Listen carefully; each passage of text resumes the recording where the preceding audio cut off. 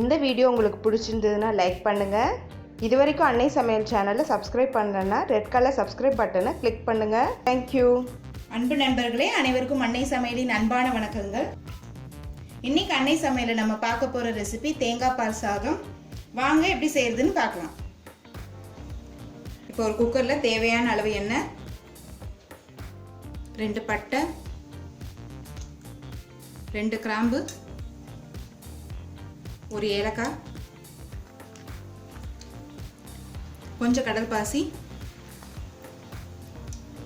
ஒரு அன்னாசி மொக்கு, ஒரு பிரியாணி இலை.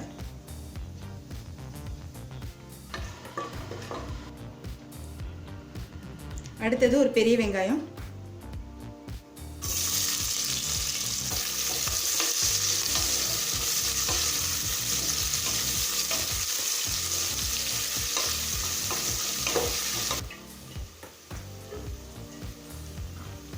அடுத்தது கொஞ்சமா புதினா சேர்த்துக்கலாம்,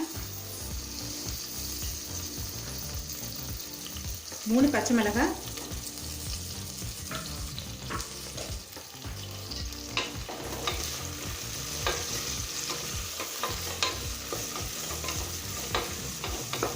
நம்ம காரத்துக்கு எதுவுமே போட போகிறது இல்லை, 3 பச்சை மிளகாய் மட்டும்தான்.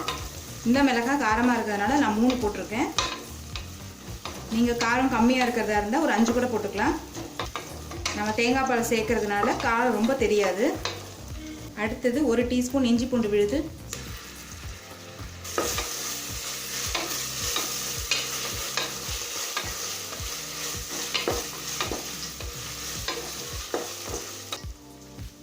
அடுத்தது ஒரு தக்காளி. இது சின்ன தக்காளியாக இருக்கனால நான் 1 போட்டிருக்கேன். பெருசாக இருந்ததுன்னா பாதி போதும்.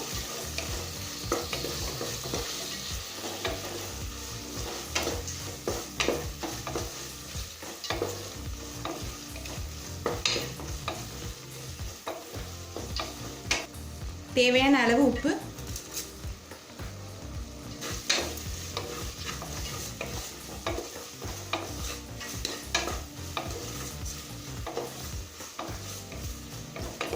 இப்போ தக்காளி நல்லா வதங்கிடுச்சுங்க.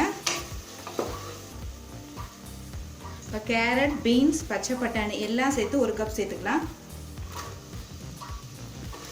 காய்கறி இல்லாமல் கூட தேங்காய் பால் சாதம் செய்யலாங்க.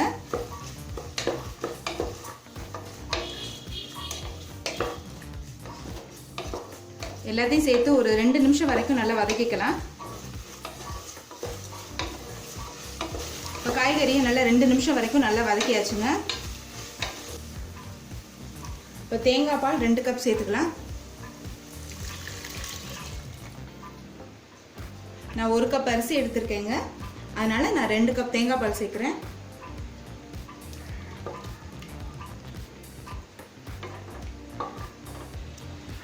இப்போ அரிசியை சேர்த்துடலாங்க.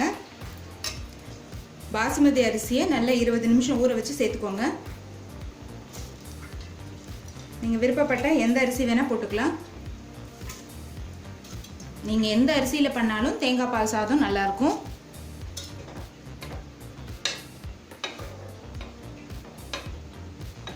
இப்போ கொஞ்சமாக புதினா சேர்த்துக்கலாம்.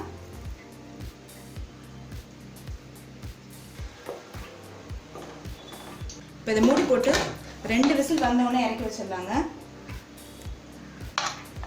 இப்போ குக்கர்லேருந்து 2 விசில் வந்துருச்சுங்க. இப்போ கொஞ்சமாக நெய் சேர்த்துக்கலாம்,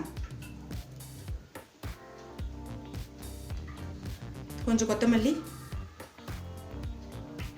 மெதுவாக கிளறிக்கலாங்க.